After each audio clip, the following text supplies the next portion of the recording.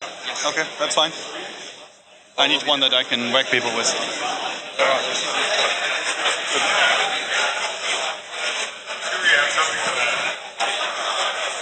Welcome.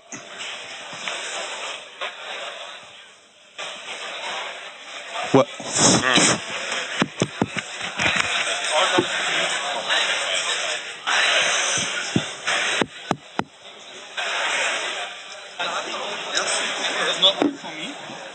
And after Dachau, we get a picture.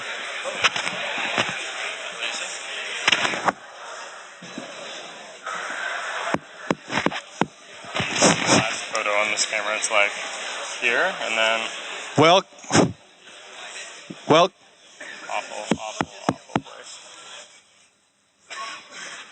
Welcome to our talk this evening. I'm happy to introduce Roger Dingledine, President and lead developer designer of Tor, and Jacob Appelbaum, a recent immigrant to Germany, who is also the, I think, lead advocate is, I think, a good title for Tor. And they are going to talk tonight to us about censorship resistance and surveillance. Enjoy.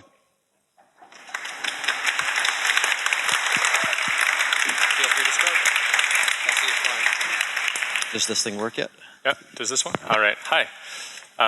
It's really fantastic to be here again, and I'm really happy that Roger and so many other Tor people can join me this time. So we came prepared, but we wanted to say that there have been some things that have happened in the world since, well, we originally talked with Christian about giving this talk, and we thought maybe we could do one of two talks. We can read some slides to you, or we can play a choose-your-own-adventure game. So there exists some possibility here for an interactive talk, a more interactive talk. And so we can also make this decision by just doing a little survey. So how many people here are familiar with Tor technically, or at least at a high level of some kind, so that they understand it's more than just a bad name in German for something related to anonymity? Okay, we can skip the introduction to Tor. Alles klar. So, what do you think? Okay, so hi everybody. We could directly go into questions. We could jump into recent events. There are a lot of ways we can take this. We'd like to make this as interactive as we can because we're here to help you answer whatever questions you have about Tor or anonymity or privacy or security or what's going on in the world. So there are a lot of variations on how we can do this. So if you would like to do that, raise your hand now and start yelling out your questions. If that doesn't happen, we'll figure out a different plan. Okay, so I think just to be culturally sensitive, you right there in the pink shirt, do you have any questions? Or think that people near you might have a question? Since traditionally it's hard to get people to raise their hand. No? You do, fantastic, I knew that would work. A bit of an introduction to Sorry. take on the current situation.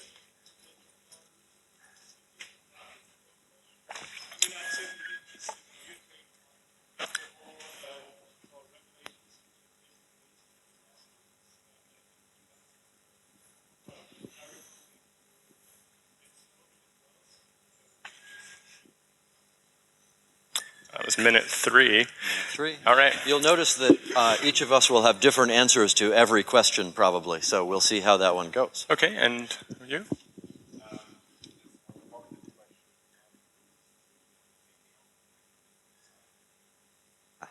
I didn't even know that rumor had been started. Yeah, we can pass this microphone maybe. So the question that the fine gentleman asked is there truth to the rumor that I am seeking political asylum in Germany? And I didn't know that that rumor existed. I prefer marriage generally, but just kidding. But that said, I don't think so. I mean, I hope that that is not a necessity. I'd like to think that our country, where I currently have a house, is still free. But that said, I do now live in Berlin and applied for a residency visa because I don't feel safe to return to the United States because the rule of law, as I understand it, does not really seem to exist in the ways that I would like. And part of the revelations that we have seen, you know, they speak volumes about that, right? Secret law, secret courts, secret interpretations. To call that democracy is, I think, horse shit, right? And when those things are used with drone strikes and aggressive wars of imperialism, well, I mean, that doesn't make me feel great being outside of America, actually. But that rumor, otherwise I had not heard it, so thanks for starting it. Pass the microphone to that guy. It's a little bit tricky to look at this just as the U.S. is bad and other countries are not so bad or are great. A long time ago, Andreas Fitzman, how many people here know the name Andreas Fitzman, Dresden computer science professor? So long ago, we were thinking about the Privacy Enhancing Technologies Symposium, which is where all of the academics who do great research on anonymity technologies go. And for, I think the first 2 years, it was in the US. And after that, it was in Dresden. And after that, we basically boycotted the US because of their bad privacy approaches and their bad visa approaches and the fingerprinting and all of that. And we said, we're not going to force people, even technologists and academics, who are going to a country like the US to deal with that. And 2 or 3 years ago, we decided to stop boycotting the US because the rest of the countries had caught up. It's now just as bad to go to various places in Europe as it is to go to the US with respect to all the various people who want to go there. So yes, there are a lot of bad things going on in the US. Don't think moving to Germany is going to solve it all. Okay, that basically covered my question. I can follow up a little bit with this, which is to say, you know, if we look at the U.S. and we try to demonize it, this is a really, it's a far too simplistic situation. And I'm actually pretty proud of being born in America, and you know, I'm from the Bear Republic of California, and one of my childhood friends is actually in the audience here, and to say that, you know, to just basically bash on America is to get the wrong message across, and that's not the case. And I think it's really important to set the record straight about that, in that the issue is not the American people or the country, it is that there are certain lawless elements in government that exist in the United States who, in the cloak of secrecy, have done things which 10 years ago we were ridiculed for talking about building protections against. And 5 years ago, when those things were used for certain ends, people still thought it was pretty crazy. And when I gave a talk at the 29C3 last December in Hamburg, and I said that the head of the NSA was lying, and I said that they were wiretapping Americans and they were wiretapping the rest of the world, people still at that point denied that this was possible. They still suggested that this was tinfoil hattery and so on. And this is both to deny the facts that have been laid before the European Union, such as Duncan Campbell's interception report to the European Union of 2001, I think. And it's also to deny a lot of the things that we see, the fruits of these surveillance programs sort of coming to bear, right? Like the notion of a signature strike. Right? What is a signature strike? It is metadata that is often gleaned from surveillance that is used for political assassination, right? Without a judge, without a jury, and so on. And so just 7 months ago, people really were, I think, still in denial. And so the big thing that has happened is not that we have learned that America is the devil or something like this, but actually a few people in the United States have taken a Faustian pact, betrayed the democracy that does exist to some degree in the United States still, and under that cloak of secrecy, they have done things which are highly illegal, and they have encouraged similar people in similar positions in the German government, for example, as we know from last week's Der Spiegel article, to do the same thing. That doesn't mean that you guys are bad, except for the BND guys in the audience. But probably not even individually. But the point is that these systems that exist, those systems have some people. Most of those people are actually quite good people. And America as a country itself, I don't think of it as a bad place. But I also don't think of it as a safe place for myself, my friends, and people that I really care about in certain contexts. And the German word that explains it the best for me is Zersetzung, which I'm sure I just pronounced incorrectly. But those of you that are Ostis probably realize what this word is, and you know it quite well. And that is a current state of affairs in the United States for some political activists or people who don't consider themselves to be political activists but are targeted as terrorists because of the things that they say, that they think, that they believe, that they do with their computers. And so that's very complicated, and we should not just blanket dismiss the complication and sum it up as America is a bad place, because I feel like Roger and I give America a good name. This is a really interesting conversation to be having here. So Jake mentioned 10 years ago this, 5 years ago that. So 4 years ago, I was at a Dutch hacker conference. I think it was HAR, Hacking at Random. And I was on a panel where we were talking about freedom and freedom from surveillance and censorship and so on. And one of the points that I found really hard to drive home to the audience, everybody was saying, Iran is bad because they censor and they surveil. Syria is bad because they censor and surveil. I'm so glad I live in a good country. I'm so glad I live in the West where we don't do that. And part of the hardest message to give them there was, actually, you can't divide things into those countries that censor and surveil and those Western countries that are free and provide freedom. You can't sit back and say, good thing I'm in Germany where they wouldn't do that to me. You have to start fighting for freedom all around the world. You can't divide it into, I'm glad I don't live in over-theristan, good thing I'm free here. And here we are now trying to draw the lines between certain Western countries. You can't, there's no bucket A free, bucket B non-free. We need all around the world to have these technologies and policies and cultural approaches that can maintain freedom everywhere. Yeah, and I mean, having just come from Dachau about 20 minutes ago, I feel like there should be pretty much no nationalist, exceptionalist sentiment anywhere in the world, because the lesson here is that humans exist, and given the right context, the right tools, the right political motivations, pretty much anything is possible. And we shouldn't forget, however, that people are the change for that possibility, but it can be a positive change, a negative change, and that, I think, with things like the Tor network, can be a positive change. And what we are trying to do at the Tor project, but in general, I think as human beings, I mean, I don't speak for Roger, but I guess I'll try, by saying, you know, we are trying to build alternative systems that increase human autonomy and liberty and agency. And part of this is technology. The Tor network is obviously technology, and the people in this room that run Tor relays, they are obviously technologically inclined. But the idea of anonymity, the idea of privacy, of dignity, and of agency, these things exist without computers and without the internet. They really can, if we want them to. Right? When we have the Briefsgeheims, for example, this is not about capabilities. It's about fundamental, rights in the Grundgesetz. This is not about what is possible. It's about what we as a society or societies around the world want to build. So what Tor is trying, I think, and successfully doing in some cases, is building alternatives that give people agency to change the world they live in and to take back some of the things that they have lost with the way that the networks have been architected and the way that the world has been building itself out. And we see this all over the place. So these slides in this deck, we have examples of where a country has blocked the Tor network, and we see this, and people say, oh, you're at war with China. But that's ridiculous. What we're trying to do is help people to have a nonviolent alternative where they can seek to use free speech and the ability to read and to communicate with each other, not just for conflict resolution, but for simply being able to freely express oneself and to see the expression of others. And we have no battle with governments. Instead, what it is often those governments have battles with their own citizens.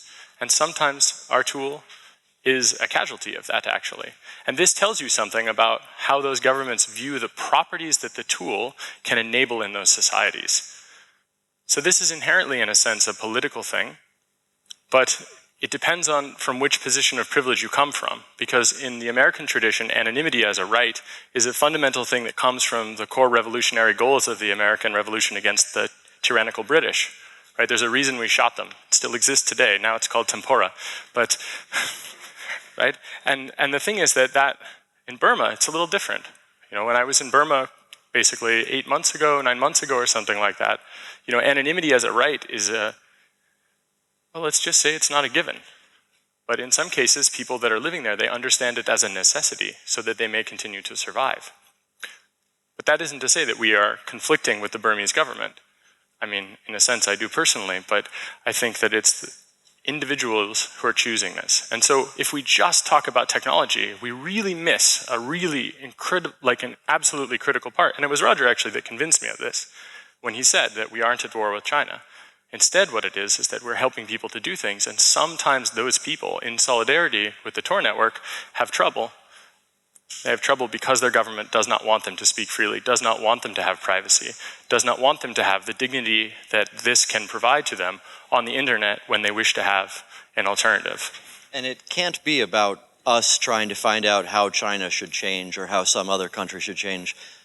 I don't know how China should be. There are a lot of people in China who have strong opinions about how their country should change, and we should give them privacy, protection, freedom, knowledge, whatever you want to call it. We should give them the ability to be able to change their country in the way that they want to change it, but that's up to them, whether they do that this year or next year or who chooses to do it. One of the other challenges that we have, when I was first starting out looking at privacy-enhancing technologies. I was about to say the phrase freedom technologies. Maybe they're synonyms, who knows? When I was first looking at anonymity tools, I was thinking to myself, there are a lot of people out there who really want these things, and they're going to risk their lives communicating, whatever, learning, publishing, reading. Is that on me? Should I, what sort of risks should I worry about for when they're going to use tools like this? And the answer is, now that we've actually done a lot of trainings and met with a lot of people around the world, they are going to do it anyway. They're going to go out into the streets and start yelling. They're going to connect directly to Facebook. They're going to change their world because that's more important to them than whether they're going to end up dead the next week. So from that perspective, what I as a technologist need to do is give them the best tools I can, even though they're not perfect, to help them be safer with what they're going to do anyway. And fundamentally, you could also talk about this like the safe sex community does. This is a harm reduction strategy, right? So the cypherpunks that work on writing code to make privacy-enhancing technologies possible, those cypherpunks are in some cases working on harm reduction software of a particular kind, or sometimes in a much general, more social sense of that, but it's harm reduction. And there are some basic things that need to be done for these kinds of tools to be worth using or trusting. And I really think it actually extends to the whole of society, but you have to start somewhere, and perfection is, let's say, the enemy of the good enough in some cases. So free software, free and open source software, as the Free Software Foundation talks about it, as Christian Gruthoff, who is here at the university, works on with GNU-net, for example, right? Free software is absolutely essential so that you don't have to trust us. That's really key. That doesn't mean that you shouldn't trust us as people. It just means that it is important that we distribute the trust and we distribute the verification, right? So this is another key point, which is we need help studying. We need people in academia, we need people who are journalists, we need users, we need all sorts of information. And when we have that, it's very helpful. So solidarity and mutual aid. So mutual aid in this, you can help, protect freedom online, as this poster says, by running a Tor relay. I mean, it's a cute poster, which I appreciate the person that made it, but realistically, if every single one of you went home today and ran a Tor relay, the Tor network would be one quarter larger of its current size. So when we talk about individuals making an impact in the world, literally, if every person went home and did that, it would really help people, and it does help people. And if half of you are able to understand these technologies and you help with that, that's also huge. Sometimes a little overloading, but we think that these things are very important, and at its core, this helps to build alternatives, I think. And really working in solidarity with projects like GNU-net and the other things that Christian students are doing here, that's very, very important. And so if you're working on projects which you feel fit into this general idea that we're talking about right now, we really want you to come work with us. And in some cases, we may even be able to find funding to help you to sustain yourself while you work on things, instead of going and working at a big shitty corporation like Facebook, Stasi Book. And if you'd be blown away by this idea that you could make a living writing free software, we wanted to come here to tell you that this is a possibility. And there are dozens of people in this room that do. And that really increases the autonomy of all humans in the world, as everyone has access and everyone can use that. Speaking of trusting us, let me twist this from a more political, spiritual discussion to a more technical. Let me give you a concrete example. So right now, you want to download the Tor software. You go to www.torproject.org. Your browser, if you're lucky, redirects you to the HTTPS version. Maybe you can get that. That's great. There are a lot of places in the world where that website is blocked, so they get it somehow. They get it from a friend. They get it from a Tor mirror or something like that. How do they know that the thing they're getting is actually the software that we wrote? How many people here have heard of PGP or GPG or something like that? Excellent. Okay. How many people here use Windows? We're in Germany. Most of our users do. And we have some instructions for how to check the PGP signature on the download. The problem is most of them are on Windows, and the instructions start with download gpg.exe from this HTTP website. I have no fix for this. These people are screwed. Maybe they need to go talk to their friends who know how to check these things. Maybe they need to have more software that comes bundled with their operating system. Maybe they need to switch operating systems. But these are among the technical challenges that we wrestle with also. Can't we get an authentic code signature? Can't we say, dear Microsoft, here's our money. Can you give us a key so that you can promise things to people? Yeah, so, I mean, yes. We absolutely... Yes.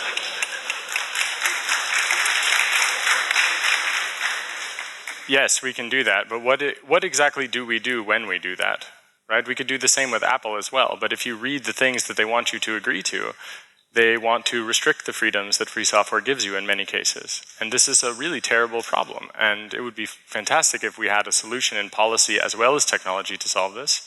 Another thing we could do, for example, is find a grad student here who's living on ramen, although this is Germany, so probably something much nicer than ramen, and wants to add this to all the major web browsers. So by default, when you download a thing, you can check a peer-to-peer signature system that doesn't require Microsoft to be in the loop, or uses the Bitcoin blockchain, or some really inventive solution that's distributed and actually secure, where if they have a secure browser, or if it came with their computer, they have some hope in that. And so these kinds of problems are all trivially solved by academics, actually. Almost every problem we have has been written up and extensively analyzed, except for the really deep censorship-related things.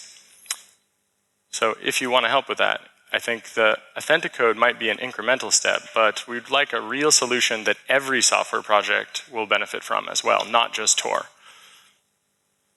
I have a question on downloading Tor. How big is the chance if I use my PC and, as you described, download the installation files, that at this moment my computer is tracked and as critical from one of these agencies the last, we read a lot about the last weeks. So is it recommended really to use the personal PC to download Tor, or should I buy a prepaid card and use a computer from someone else and so I suspect we're going to have at least two answers to this one. Shall I let you go first? I go first. Okay. It depends how paranoid you are. There are a lot of different problems that you need to think about and learn about in terms of having your computer be secure. Long ago, we wrote a program called Tor. It was a SOX proxy. You could get it, you could run it, you could configure your browser to point its sessions through that, and all that application level data stuff like cookies and whether you would run Flash and all of that, not our problem, your problem, good luck. And that was probably not a great decision. So, and we were talking to folks in Egypt who were saying, yes, I use Internet Explorer because I've never heard of Firefox, and please can you make an Arabic version because we use the French version now. So we, at that point, built the Tor browser bundle, which comes with a bunch of changes to, basically at this point it's a fork of Firefox, and it comes with a bunch of changes to fix pretty serious privacy and security flaws that Mozilla doesn't consider worth fixing. Which is shameful, by the way, Mozilla. And there's a lot more to it, and now that they're releasing every 6 weeks, we're having a really tough time keeping up with all the privacy disasters that they put in every 6 weeks. And they're also really awful to the great Tor hacker, Mike Perry, who's in the audience here, and if you know anybody that works at Mozilla and would like to help with this problem, boy, would you really make him happy, and he really needs help with that in a pretty serious way. So if you're using the Tor browser bundle now, you've got your own browser, it goes through Tor, it disables plugins, it does a bunch of other stuff to keep you pretty safe. But there you are on Windows. So you go visit something, that something gives you an overflow in Firefox, they take over your computer, oops. Or, so that's, I mean, hopefully as an internet user, you're used to that concept. But there are a couple of other ways that these things can go wrong. One of them is you're on Windows, you go to some website, you use Tor to safely download a Microsoft Word file. So there you have this .doc file in your desktop, is that what they call it? And then you click it, and it loads up. It has an embedded image link with a bunch of backslashes that turns into a net BIOS call that goes out at the kernel level. The kernel says, oh, a URL, I think I'll fetch it. Where do you set your proxy settings in the Windows kernel? Where do you set your proxy settings in Microsoft Word? Did you know Microsoft Word was a network application? Isn't that Microsoft's slogan a while ago? We can't tell where the desktop ends and the internet begins. So this is a huge problem. And so one answer is you should run all of this stuff in a VM inside Windows. And then at least they'll have to break through that, and maybe they won't be able to break out of the VM, except you're already running Windows, and you already went somewhere with your Internet Explorer 2 years ago, and that place already broke in, and now it has some sort of spyware to catch your bank account number and so on. So there you are running your VM to have Tor inside, but you've got your spyware outside the VM. That's not going to work so well. So we have a live CD called Tails, which is Debian-based, and it has the applications that you should want and none of the applications that you shouldn't want. But you're going to, basically you can boot that, and when you're done, you unplug it and all of your state disappears. So that's probably the better way to do it. Not all of the state disappears. All of your state disappears, yeah. So there are a bunch of research projects showing interesting things that don't disappear. There's also the challenge, most people actually like storing stuff once that they've visited websites for a while, and they want to keep something. Maybe they're writing a document or whatever. Oh, you meant that kind of state? And then there's also the sort of state that he's talking about, which I'll let him elaborate on now. Yeah, so the answer is yes.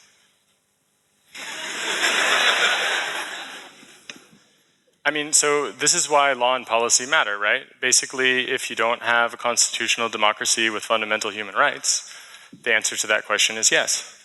So right now, I believe the answer to your question is yes. Sorry. I think it's terrible. But taking somebody else's computer and using that isn't going to be much better. So maybe the answer to that question is no. Maybe you shouldn't do either of those. Yes and no works for that. But again, I mean, how much of it has to do with law and policy and so on? I remember long ago I was arguing with legislators in the US, people who are actually making laws, and they were saying, there's this criminal activity. You know what we're going to do to stop it? We're going to make it illegal. We're going to make it illegal to break laws, and then people will stop.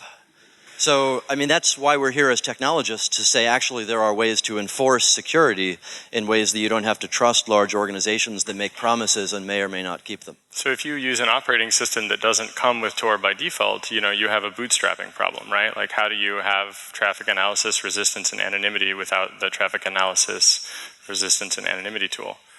Right? It's really hard, but you could use something like Tails, or you can use a free software operating system like Debian GNU Linux, the universal operating system, and apt-get install Tor, or something else like that. And really, I mean, if you want privacy on the internet and you're using Windows, you have to decide what you want. Privacy and the internet, or Windows.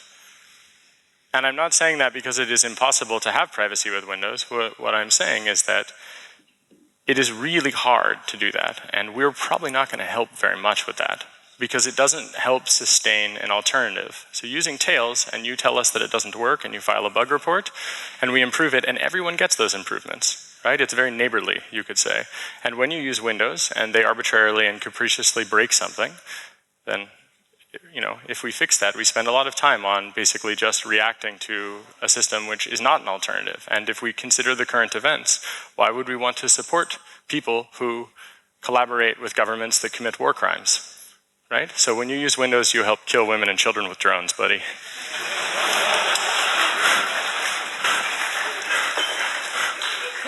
Speaking of Windows, But it's not just you.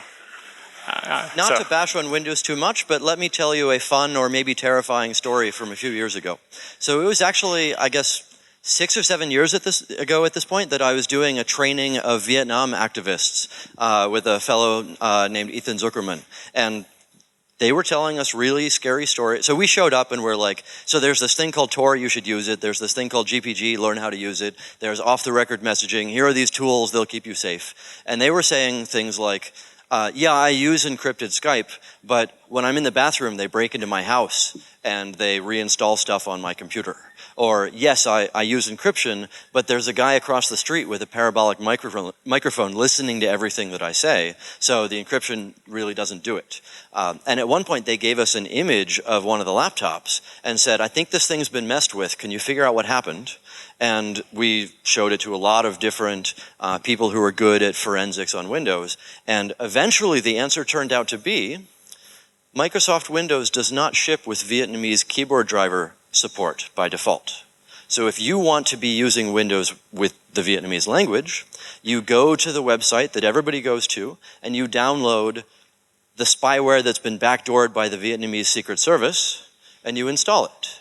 So every single person using Vietnamese Windows at that point, who knows about now, I have no idea, was part of the Vietnamese Secret Service botnet. And this came up because there was one point where 5 activists were PGP encrypting mail to each other, and the plain text of the mail showed up in the national newspaper the next day. And everybody's like, holy crap, is there a mole? Is GPG broken? What's going on here? And the answer is, they're just watching and it's so bad, it's not just they can watch you, it's they read their mail and published it the next morning. And here I am talking about, going back to the previous discussion, the good country bucket and the bad country bucket. Here I am talking about Vietnam. I first learned about Deutsche Welle because it's a terrorist organization as classified by the government of Vietnam. So that was then, this is now. We could probably talk about good methods and good strategies and good tactics in certain contexts, and I think that is an important thing to say. But for example, if you think that people have the right to read and the right to speak freely, it sort of suggests that adding a Trojan into the keyboard driver, for example, that everyone needs is kind of bad. It's bad news, you could say. So there's a guy in the audience here who's one of the greatest people to ever live, in my opinion. His name is Gunnar. He's the guy that sort of looks a little bit like Mr. Clean, but from California. And I love you, man. So. Boom, love ya. And, he, about 10 years ago, really convinced me that when we think about security and privacy and technology, we need to take a holistic approach. So now you know that we're both from California. And the thing is that what we're trying to do with Tails is make it so that if you have this kind of a problem, like you want to be able to type in your own language, you shouldn't have to be dependent on these non-free software parts that may or may not have backdoors. That's almost impossible for you to verify, even if you are a technologist, because maybe you don't have time. So we really are trying to work towards building free and verifiable systems. So Mike Perry has been going completely crazy working on building deterministic builds of the Tor browser so that you can compile a Tor browser and he can do it, and you will end up with the exact same binary, exactly the same hash, which is not the normal state of affairs these days with modern compilers and modern linkers and modern operating systems. And it's a lot of work, and he's surprised that he hasn't lost his mind doing this job. But this is something where, if you really want to think about this, you have to threat model. You have to understand the situation. You have to understand how much time you want the security that you think you're getting to buy you. And this is an analytical skill that takes a lot of practice and has very bad feedback loop closures, because if you're doing a protest and you just need your security to last until the protest, well, if something goes wrong in the protest, or maybe it's not a protest at all, maybe you're just trying to have a private communication, that could be used later, right? In a total surveillance state like the United States or the rest of the planet, then you end up in a situation where that data will be used against you later in contexts that are not exactly clear. If you know this, it has a chilling effect on your speech. But in order for us to even begin to approach that, we have to have this holistic model. So it's why we're working on stuff like Tails. It's why we're working on stuff like Tor browser. It's also why we're working on stuff like the Tor router, so that we can have free and open source hardware as well as software that'll actually be able to take back the edge of the network in your house. It's why we want to build the ability to have forensics, like let's say your forensically sound view of your own computer. Now that isn't something which we have even started with really, but this is the place we as computer scientists, as technologists really need to get so that we can even start to approach the operational security that we would need to start making strong promises and have a hope of having them work. And so, I mean, obviously Roger had thought about this before I had thought about it, and Gunnar is not the first person in the world to think of it, but he really nailed it by talking about the holistic picture. So there are things we really need to think about, and for that we really need free networks, right? If you can't download Tor safely, if you can't actually use encryption legally in a country, for example, there are some fundamental things that are missing. And so it's really hard when we use non-free software especially to get those things. We should probably take some more questions, and we have a really nice surprise, maybe not that nice, but kind of nice, which is that people that ask smart questions get a t-shirt, which normally you have to run a Tor relay for. But what we're going to say is that if you take the t-shirt, we believe you'll do the right thing and run a relay. No guilt. Some questions? Are there any women in the audience that have a question? Because it seems to be mostly a sausage party at this question point. And I'd like to get some computer scientists. Yeah, if you want to get up and line up, here I think that's what Christian would like, but it does look like we're probably going to be doing Q&A for the whole thing. So. Sounds great. So another, Jake was talking about the holistic side of things. There's also the research side of things. How do you assess anonymity? How do you decide whether a network that looks like this is safer than a network that looks like this? There are a lot of people out there who say, I want to build my own paths through the Tor network because I think I can do a better job than the default path selection algorithm. And that's a really complex research question. Our answer for them, for the most part, is: are you smarter than we are? Have you read all these research papers? If not, maybe you shouldn't do that. I'd love to have a better answer than that. And just as a side note to that, when you think about building a system, try to consider that having a pure research paper, there are all of these people that have different levels of skill. So for example, if you have a research paper where you're totally certain you can completely beat all the censorship in the world and there's no implementation and no one understands it except 3 people in the world that are too busy to read your paper anyway, well, maybe consider also implementing it and making it free software from the very moment you start. So if you vanish or you get bored, someone else can take over from that. Maybe not necessarily as part of the paper, but really try to think about making it possible and then trying to integrate it with the systems that we built. Like we built a pluggable transport specification, which allows you to swap out how Tor talks directly to the network. If you have an ingenious way to get rid of protocol distinguishers in TLS, for example, or to super encrypt in a way that makes it super hard to fingerprint the packet timing information or any information about IP headers like telex, which is a decoy routing system. We have really thought about everything else. You can just solve this one piece, and if you build that interface, it might become something we ship by default, especially if it is reasoned and it is argued well and it is peer-reviewed. And this is something which, as someone who sometimes is an academic, I suppose, looking at the academic community, I see Roger having a lot of stress about the fact that these academics come up with great stuff, but then they have no connection to how it would actually be used, or there is no actual software that makes it possible, and we're all overloaded, so we can't sit down and implement every great paper, only to find out that actually it worked only on paper. So I guess, you know, not just in the ivory tower, but also on the bare metal. Yeah, thanks for your time and the talk. I really appreciate it. Question is that there are some legal hassles you can go into if you run a Tor node as an exit node. So question is, do you have recommendations on how to minimize the legal risks, and how useful would it be to run just a relay instead of an exit node? Yes, is the answer. And depending on which country you're in, there are different legal resources that are available.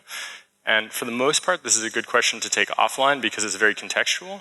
But running a middle relay should result in basically no problems at all, except really, really stupid sites that download the Tor consensus, the list of all the IP addresses, that is that our snapshot of the network. Sometimes some websites like the Wikipedia used to do this, they don't anymore, download the consensus and just say, don't allow anyone from these IP addresses to edit. For example, when I ran a Tor relay for a while, I couldn't use any website in China on that IP address, but the IP addresses near it were totally fine. So that's not really a legal consequence necessarily for that, but it's an unintended consequence, which is, by the way, a fascinating way to then scan the internet, because if you run a Tor relay and then you scan the internet, this gets back to the legal question, if you're able to do that, you might find that the results are different when you scan the internet from an IP address of a Tor router, because many networks often will block Tor. And that's like fascinating as an external researcher. Without going to those countries, you can basically see the censorship from the outside.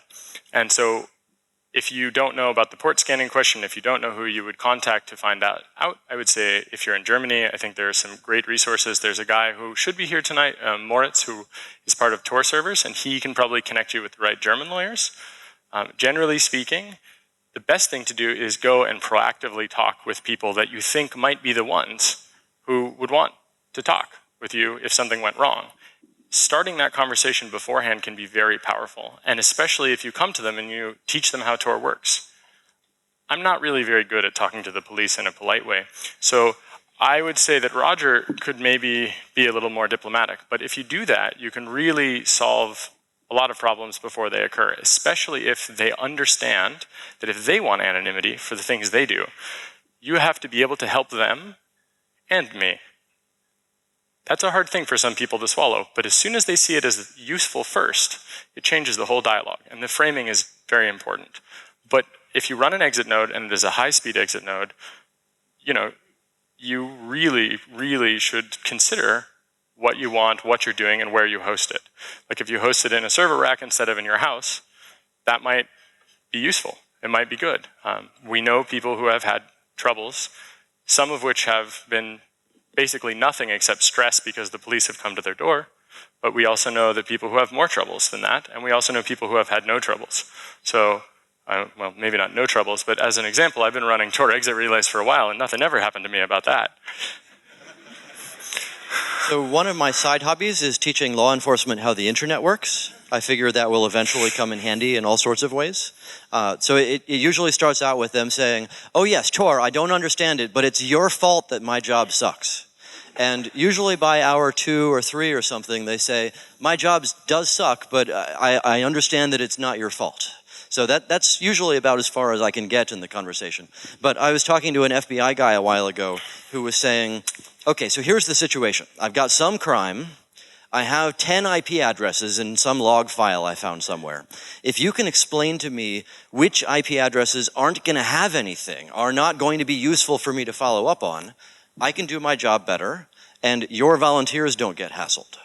So there's a lot to be gained from teaching the law enforcement people how these things work and why it's not worth their time to do that. So I did a talk to a bunch of detectives in Stuttgart long ago, and earlier in January we talked to the Dutch Federal Police and the Belgian Federal Police. And I think we're making pretty good progress in the US at teaching law enforcement how the internet works. The Dutch people were already pretty smart. The Belgian people could sure use some more work. The Germans are sort of in between. The Stuttgart ones were the only group comfortable enough with English to be willing to meet with me. And that's not a good sign if you're not so good with English and your job is cybercrime. So, I mean, there's a lot to be done here, and this is something that this audience especially would be really valuable at. If you happen to find a police person, say, hey, would you like me to explain SSL to you? Would you like me to explain Tor to you? And at that point, you start educating them, and it's no longer us versus them. It's no longer those ignorant people who keep abusing power in ways that we're uncomfortable with. Because when you talk to these people individually, they're nice people. The folks at the Dutch Federal Computer Crime Unit, they're us. They just happen to be employed by the Dutch government to do bad things. Some of them are nice. So individually they're nice. When you put them in a big group, then they turn evil. So how do we make use of that? I think there are a lot of different answers for that. To go back to your original question, what is the legal liability and how can we deal with this? If you Google for, or if you do your favorite search engine for Tor exit guidelines, then you'll find a big list of some of the stuff he said, but there are also some technical approaches you can do. Make sure the whois entry points to you, not to your ISP. Try to get your name lookup to say something like, this is a Tor exit relay, look at this dot whatever dot .de. There are a lot of things like that that can make it easier. Because if they start out thinking, there's a crime and he's the criminal, nothing you say is going to help at that point. Right. But if they start out thinking, there's a crime and he knows something about it, then they're going to say, oh, he knows about computers, can you teach me what's going on here? And part of our job to make Tor succeed is somehow we need to educate the whole world about what security means. So just in general, you get a t-shirt, and then, yeah, there you go, take it, run a relay. Call us if you need some more legal advice. We're not lawyers, and we're definitely not your lawyer. But I wonder, since this is a group of computer scientists of which half of you have started to fall asleep, if I know what it's like to be you here. Jeez. I won't take it offense, it's a little late, but I wonder, are you guys interested in these things that we're talking about? Is there something that you wish just topically that we were addressing a little bit more? And if you're not comfortable saying it, say it anyway. So we're only here for a short time. Yes? On the social policy, telling people how. Oh yeah. Okay. So on the social policy, being a fighter for democracy side and not on the technical side, do you think, are you winning? Are you losing? Is it a wash? Well, I mean, I don't think democracy is the be-all, end-all with this, right? I said it earlier, this is about liberty, agency, dignity, right? These things are important. Democracy is not the only way we can have it. I would like to think that there are things that go beyond it. Thoreau said that, in fact. Is democracy really the last place? I don't think so. And are we doing well? Well, I think, actually, well, you shouldn't be proud generally in a nationalistic way. Germany right now is keeping the debate about NSA spying alive. The rest of the world is falling asleep, in a sense. So people here in Germany in different publications are really making incredible stuff happen. And I think that's impressive. You guys have a powerful voice, and the reason is the history of Germany is horrible. And I'm sorry to say that, but it's true. When someone like me goes to America and says, this is like the Stasi, right? The Besetzung of the FBI is like the Besetzung of the Stasi and other regimes when it is applied in this way. The wiretapping is similar. The interference is similar. The other things are similar. It means nothing. Americans don't care. But when a Stasi agent says that and says, damn, we'd still have the GDR if that was true, why didn't we have that then? That is so powerful. So really, there's a lot to be done there. And in that regard, when Germans have been speaking out about this, it really has been the case that I have felt like we're keeping this alive past the 1 or 2 day media cycle where something flares up and then goes down. So is that winning? I don't know. I'm not sure. But I think in the end, we're starting to see people that understand that law and what is possible and what is happening are not exactly aligned with law all the time and their interpretation of it.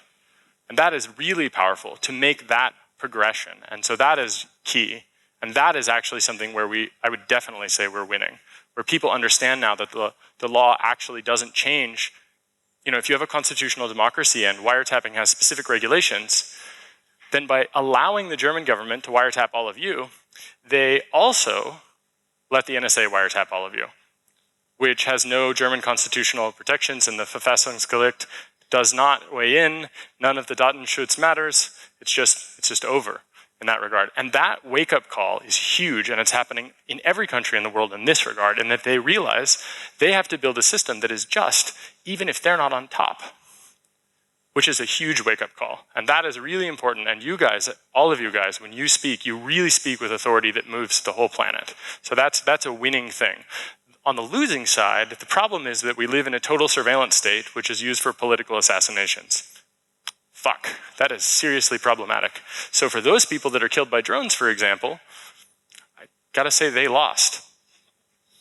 And we lose too when we let things like that happen. There are a lot of different educational problems going on. There are a lot of different types of people out there who have a lot of different perspectives. I think the biggest problem is people who don't know anything about what's going on. And I think that's changing a lot in the past month or so. But I was talking to Jake before we started the talk. I was at one point trying to talk to I think she's an assistant to the head lawyer in the U.S., and this person was, I think, Valerie, what's her name? Valerie Caparoni, the FBI's legal counsel. Yeah, so she So I was meeting with the legal assistant to this person, and the person I was talking to was arguing for CALIA, Communications Assistance for Law Enforcement. Basically, we need to put backdoors in every technology so that we can surveil everything. Otherwise, how could we keep up with all of those criminals? So she was saying, Congress, the US Congress, gave us, the FBI, the Department of Justice, the ability to watch everything. They passed a law saying that you get to watch everything. And you, the technologists, she was pointing at me, you guys are not letting us have the powers, the capabilities that Congress said we could have. So here you are in this nice judicial system. We give you good tax breaks, we give you, clean water, nice laws, freedom, democracy, all that. And here you are taking advantage of the system. Here you are cheating. You are not giving us the powers that we're supposed to have. Why do you hate America? Why are you not allowing us to have the law enforcement abilities that Congress told us we should have?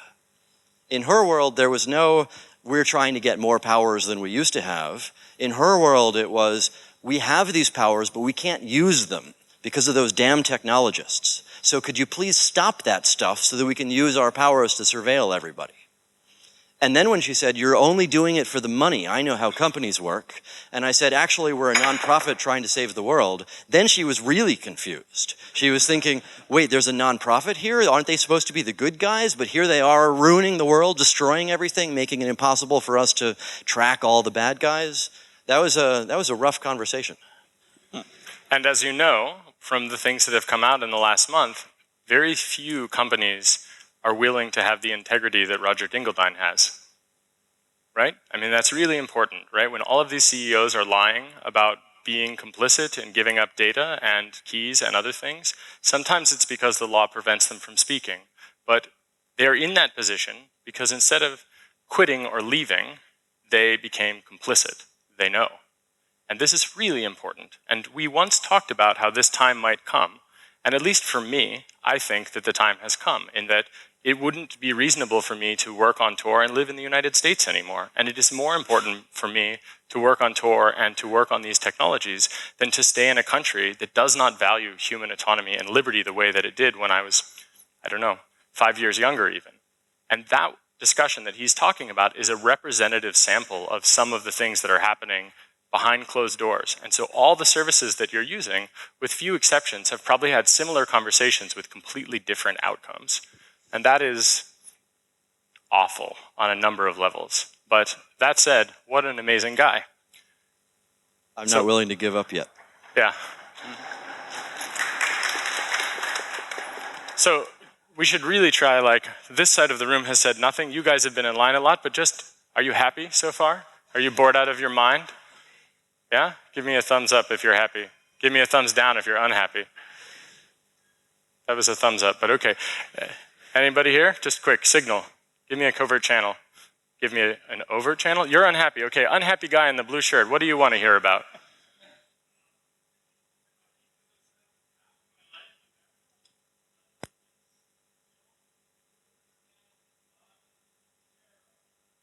Oh, okay, well, I just came from Dachau, and I've got some dust on my pants. And I think that it's probably worth considering that if you don't want to return here again, you have to stand up for other people and yourself, even if you don't see value in yourself and your own privacy. That's why. Because when the US has a death camp called Guantanamo Bay that force feeds people, which is torture under international law, and they murder people with drones, and you don't do anything about it, you are complicit, you, personally, right? And so when you at least care enough to stop that, we might have a chance of turning it around. And that's why. But also because you will be less free. When people can spy on you, they can twist what you do in your life to suit their needs, to blackmail you. They can do other things like deny you jobs for the things that you dare to search about by what is in your profile, and it will impact you. And soon you will lose the ability to make that choice. And when that time comes, you may wish, if you have integrity, and I don't know you, but if you have integrity, you may wish that you had done something then. So do something now, before that time arrives. And I've spent almost my entire life in America, so this is not just about the country. It's about the political, social context, and the fact that everyone else in this room may have not spent the rest of, or half of their life, or most of their life in America, and they're people too. So when Obama says, it's okay, we don't spy on anybody that's an American, he's implicitly suggesting that he's at the top and you guys are below. And that's wrong, just flat out wrong. And that's why you should care, because fundamentally, in Kohlberg's stages of moral reasoning, you should be a level 6. You should think about universal human rights beyond national borders. And when you see terrible things happening to people, you should not let it happen. You shouldn't just be silent, and you shouldn't just be selfish about it. And that's super important. And I bet now you'll think about that, and maybe you won't make a different decision. Maybe you will care about those things. I don't know. But I hope that you do, because it is exactly with you that these things change. Let me try two more concrete examples on you from the US side of things. So in the early 1950s, there were a lot of people in the US who were saying, you know, maybe this isn't really the right way to do government. Maybe we should explore other options. Maybe there are other ways to do it.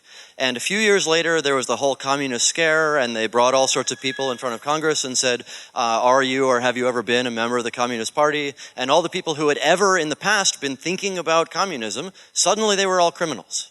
So fast forward 40 years, 50 years, there are a bunch of Muslims living in the US. Their religion says you should donate to a bunch of nonprofits and you shouldn't ask too many questions. Sounds like a pretty good thing to do.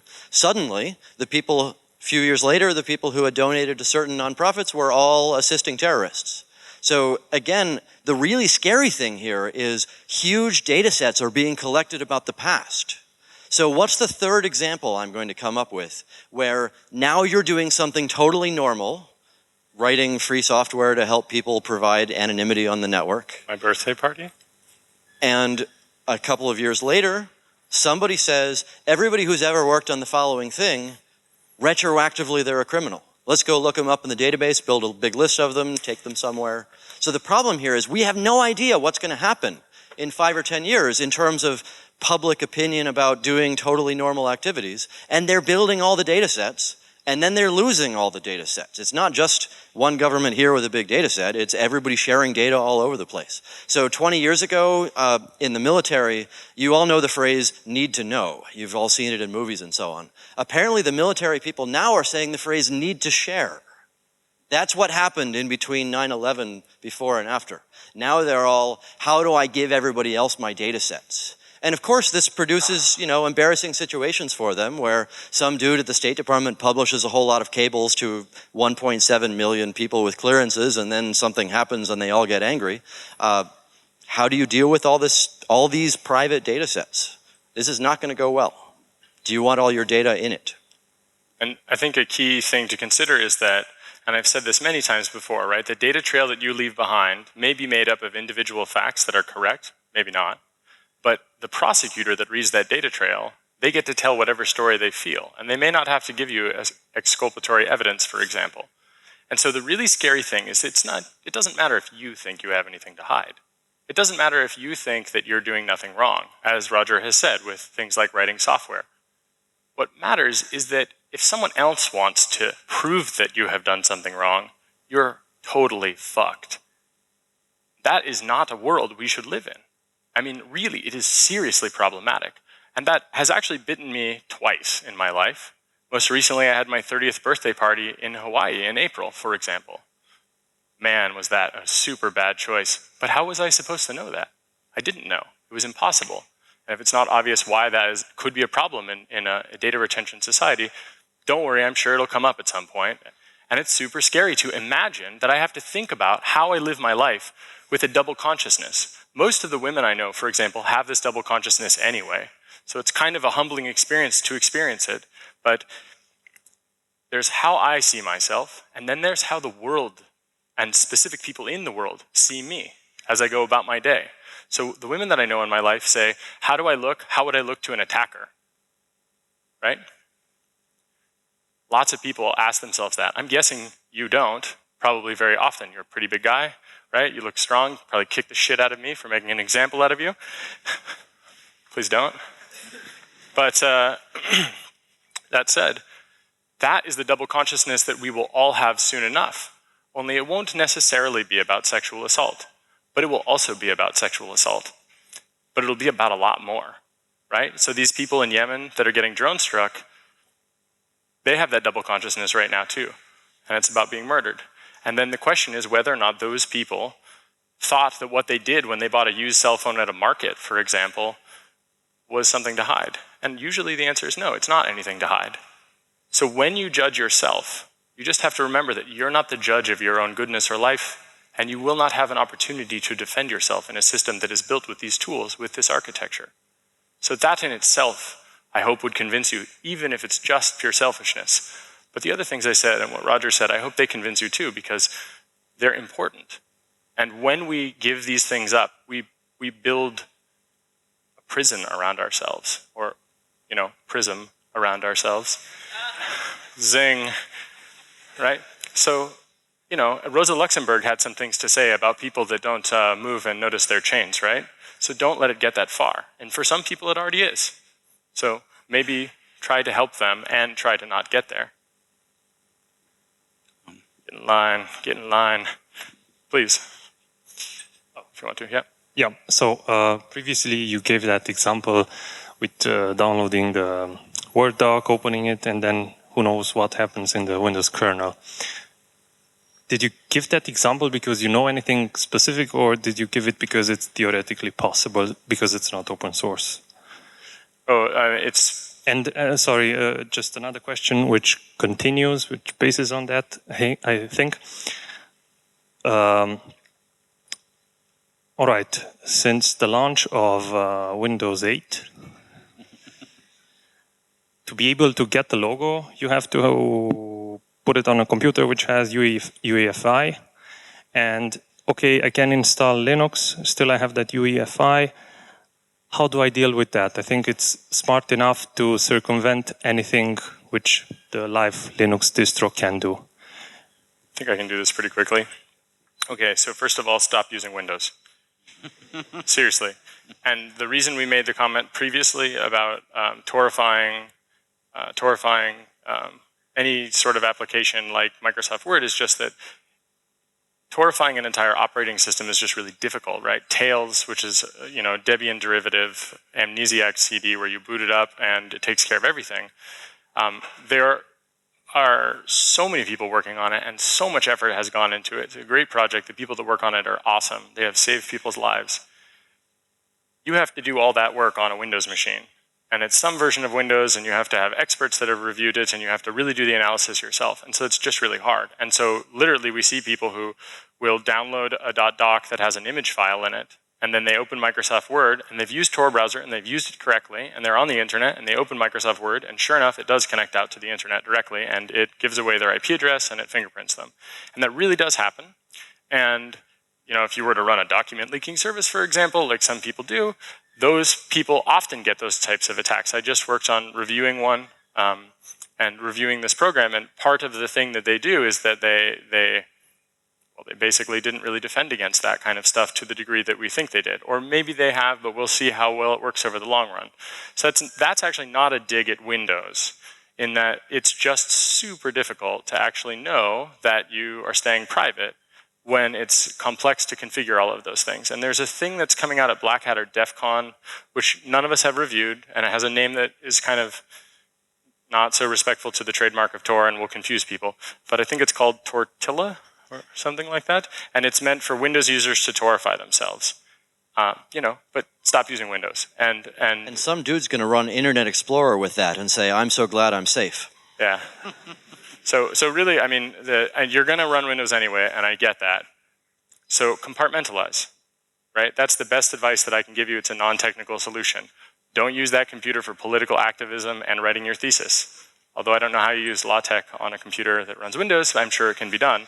But realistically, like the new version of Windows with EFI, you just hit the nail on the absolute head as hard as possible, which is that when our computers have non-free binary blobs inside of them that have a signing key for Windows, and they begrudgingly help Linux users use those computers, you are seeing Microsoft's dominance, and I hope the EU smashes them as hard as possible so that those things just don't happen. And so Core Boot, for example, is a free software replacement for the bring up of the board, and you can give it an EFI payload, or you can give it a traditional BIOS payload, such as with C BIOS, SEA BIOS, and try to support companies that build motherboards that support that, so that if you do want EFI and you do want to have the ability to run things like that, you may have the possibility of having it at least be all free.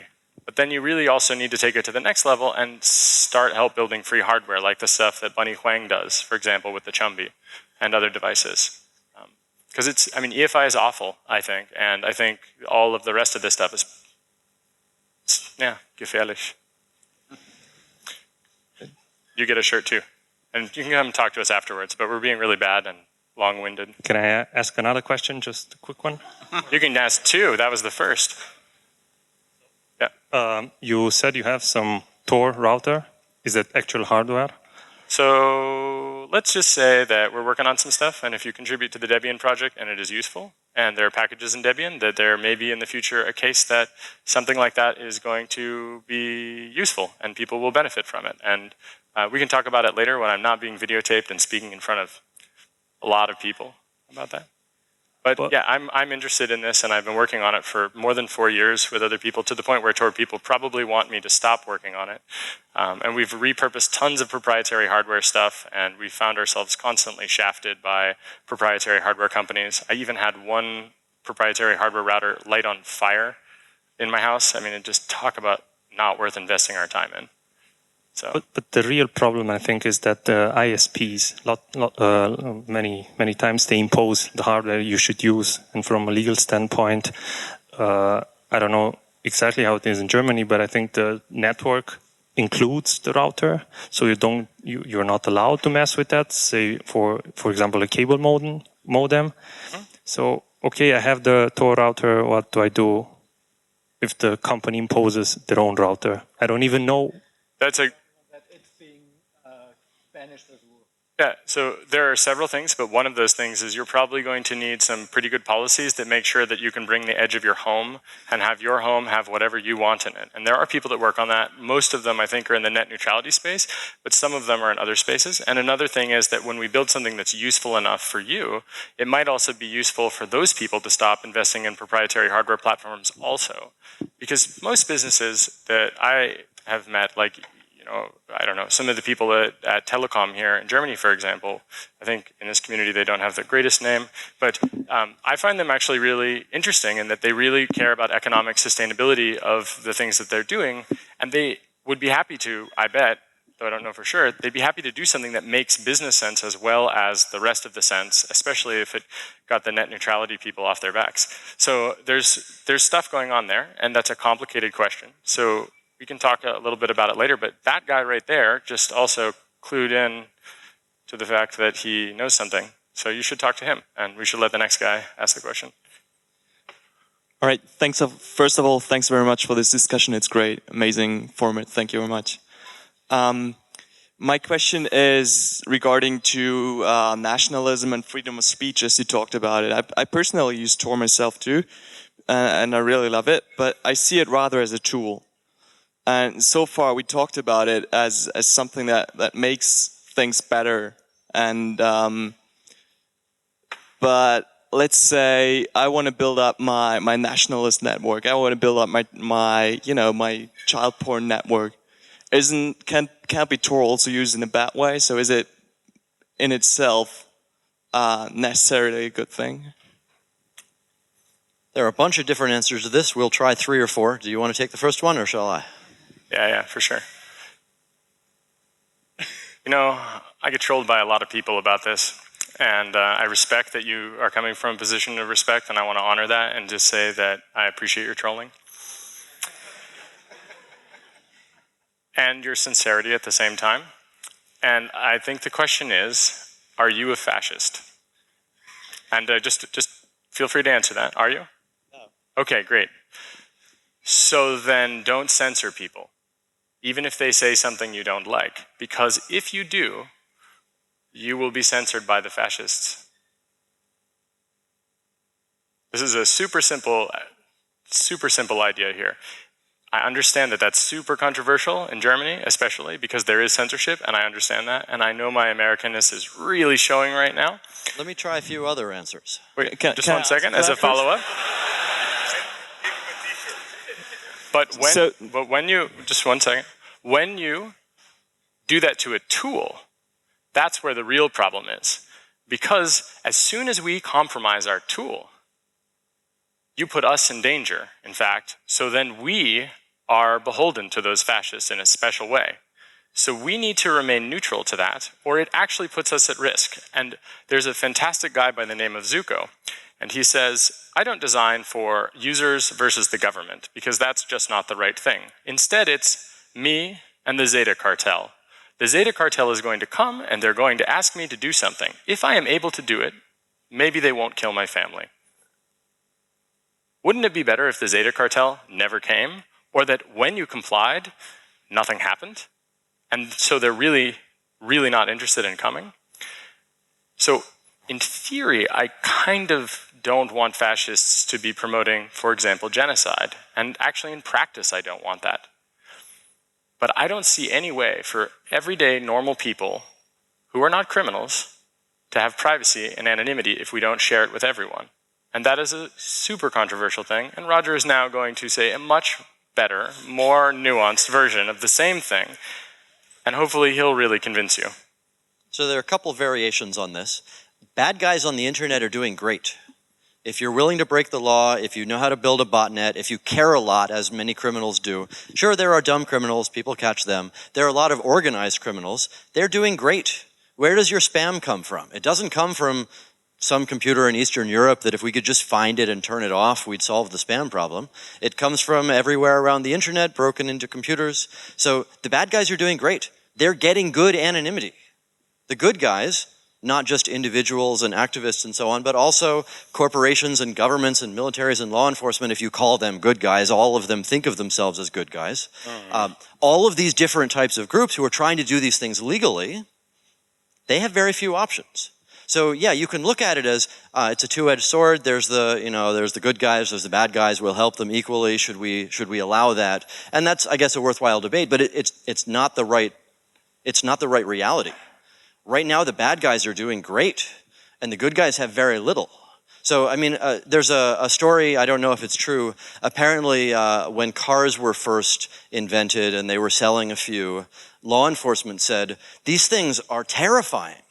Bad guys can rob a bank and just drive away. We've got horses, we can't catch them. We must regulate cars.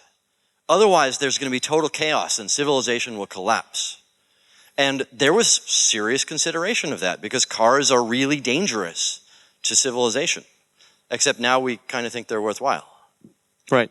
All right. I completely agree with you, actually. The point is that I want to point out that I think Tor itself isn't really doing the good thing, right? It's the tool to enable people to do good things. Well, yeah, I mean, thanks for the backhanded compliment, but I mean, the thing is that, so first of all, Tor is a project, we have tons of tools. Like Tor browser, we are improving Firefox, right?